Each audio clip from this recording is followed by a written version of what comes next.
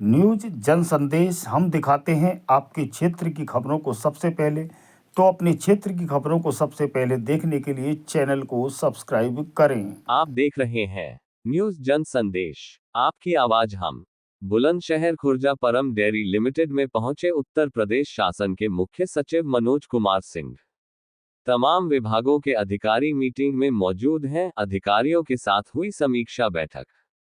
परम डेयरी के पूर्व में उद्योग हेतु आरक्षित 16 हेक्टेयर भूमि विवाद संबंधित समीक्षा बैठक। बैठक के दौरान अधिकारियों के कसे पेच, घंटों चली बैठक। साल 1996-97 में फैक्ट्री हुई थी स्थापित। विकास प्राधिकरण बोर्ड द्वारा उद्योग हेतु आरक्षित 16 हेक्टेयर भूमि नहीं थी ग्रीन बेल्ट। मुख्य सचिव मनोज कुमार बोले कि इस 16 हेक्टेयर भूमि में नहीं लागू होगा ग्रीन बेल्ट, क्योंकि फैक्ट्री बनने के बाद ग्रीन बेल्ट हुआ है घोषित।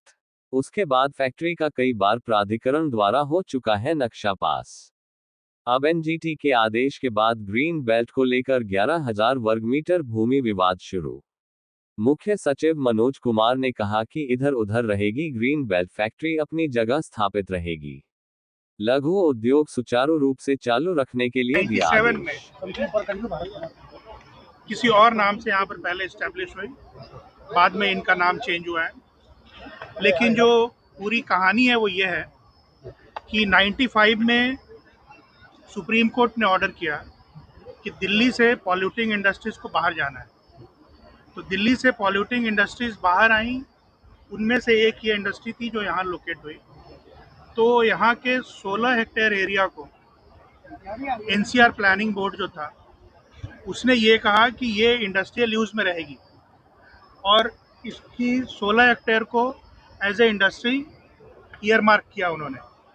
और ये भी निर्देश दिया कि जो बोर्ड है यहाँ का, खुर्जा डेवलपमेंट अथॉरिटी जो है, खुर्जा बुलंदशहर डेवलपमेंट अथॉरिटी, वो अपने मास्टर प्लान में इस 16 हेक्टेयर को एज ए इंडस्ट्री डाल लें।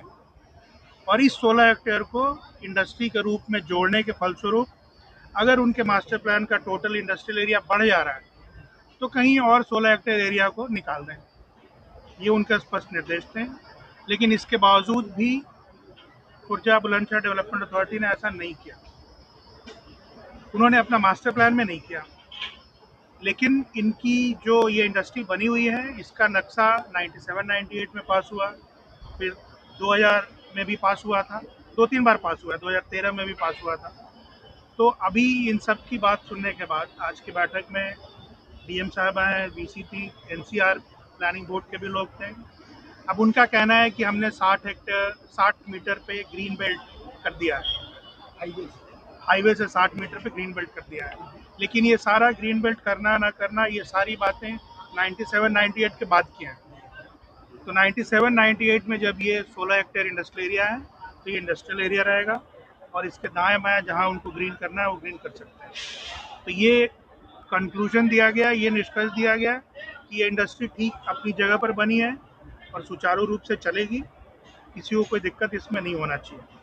और डेवलपमेंट अथॉरिटी को अगर यहाँ पर कोई परेशानी है तो ये कुल एरिया 16 हेक्टेयर और इसके साथ जो लगा हुआ कुछ और एरिया इन्होंने 100 हेक्टेयर इंडस्ट्रियल बना रखा है, तो वो हम लोग यूपी सीडा को ट्रांसफ़र कर सकते हैं इंडस्ट्रियल डेवलपमेंट अथॉरिटी को, और फिर वो अपना इंडस्ट्री के रूप में चलाएंगी। लेकिन इस 16 हेक्टेयर एरिया के अंदर कोई ग्रीन बेल्ट नहीं माना जाएगा।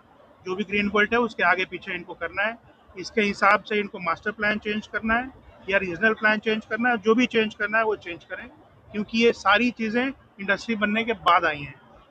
तो ये निष्कर्ष है। Thank you.